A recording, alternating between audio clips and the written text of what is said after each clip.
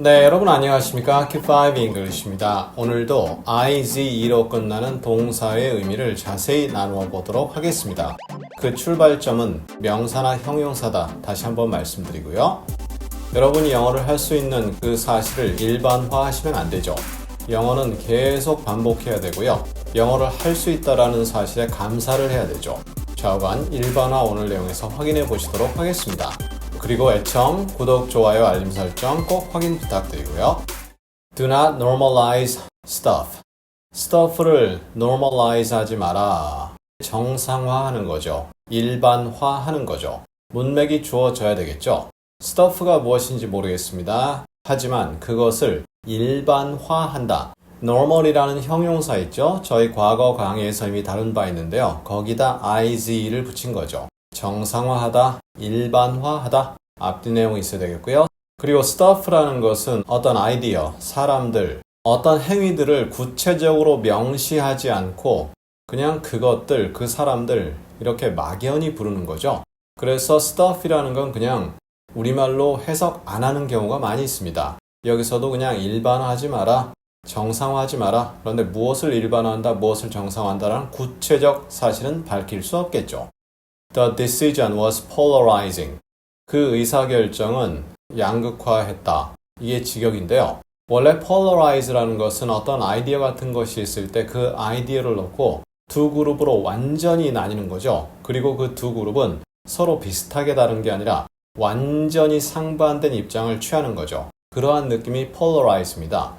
polar, 우리가 P-O-L-E, pole 있죠. 북극, 남극 할 때 쓰는 표현인데요. 극과 극, 완전히 다른 부분이죠. 그런 식으로 pole이라는 게 극과 극이라는 그런 개념이 있고요. 거기에 형용사 polar, 거기다 iz 붙여서 polarize, 그리고 ing 붙인 거죠. 조금 복잡하지만 그렇게 이해하시면 되겠습니다. Do you ever fantasize about winning the lottery? That you get an A? Do you ever? 이상하지 않나요? Have you ever? 이런 때 그 ever를 쓰지 않나요? 그럴 때도 씁니다. Do you ever? 이럴 때도 씁니다. 원래 ever라는 것이 한 번이라도 이러한 느낌이 있거든요. 따라서 한 번이라도 fantasize 해봤냐 이거죠. 판타지를 가져봤냐? 거기에서 iz를 붙인 건데요. 뭔가 기분 좋은 일이 있습니다. 하지만 일어날 가능성은 없는 것, 그런 것을 생각해 본 적 있냐? 이렇게 되는 거죠. 머릿속에 그런 걸 그려본 적 있냐? 그렇게 되는데 winning the lottery, 복권 당첨이죠. 복권에 당첨되는 부분, 대부분 사람들이 한 번 정도는 머릿속에 다 그려보았죠. 그럴 때 이 표현을 쓸 수 있고요. You get an A, 네가 A를 받았다는, 이 말은 평소 A를 받을 가능성이 거의 없죠. 평소 C, D, 정말 잘해봐야 B인데 A를 받는다. 그러한 꿈 꿔본 적 있냐? 이런 식으로 할 때 fantasize라고 씁니다. 지금 국어로 여러 가지 표현했죠.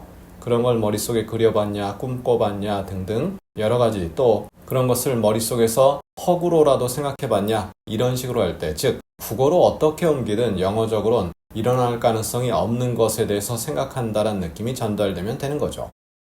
I rationalize it even better. 나는 심지어 더 잘 그것을 합리화한다. 이렇게 직역했는데요. 영어적으로 rationalize는 rational에서 출발합니다. 저희 과거 강의에서 reasonable 이라는 형용사와 비교한 적이 있는데요. 링크 통해 확인해 주시고요. 어떤 이유라든가 설명 같은 걸 잘 만들어내는 거죠. 그래서 그것이 무엇이 됐든 그것을 더 잘 설명을 한다. 거기에 이유를 댄다. 이런 식으로 표현할 수도 있고요. 아니면 회사에 다니는 사람이 있다. 거기서 좀 더 일을 효율적으로, 효과적으로 하는 거죠. 그래서 결과를 잘 내도록 한다라는 그런 느낌도 rationalize에 있는 거죠. 앞뒤 문맥이 있어야 되겠죠. 하지만 지금 말씀드린 rationalize의 의미 두 가지는 거의 비슷한데요. 일을 좀 더 효과적으로 만든다는 것은 그냥 뻥 해서 어디서 효과가 나오는 게 아니라 기존에 있던 것들을 잘 합쳐서 좀 더 효과를 높인다. 그러한 느낌이 좀 더 세부적으로는 전달이 됩니다. He idolized the player.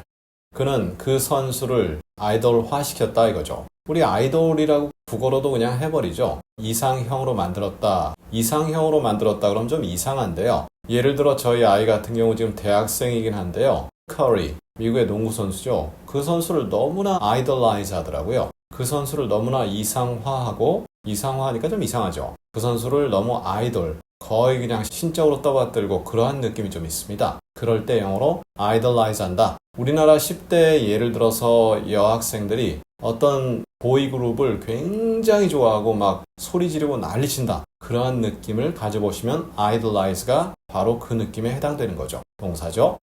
Everything we work for will be vaporized.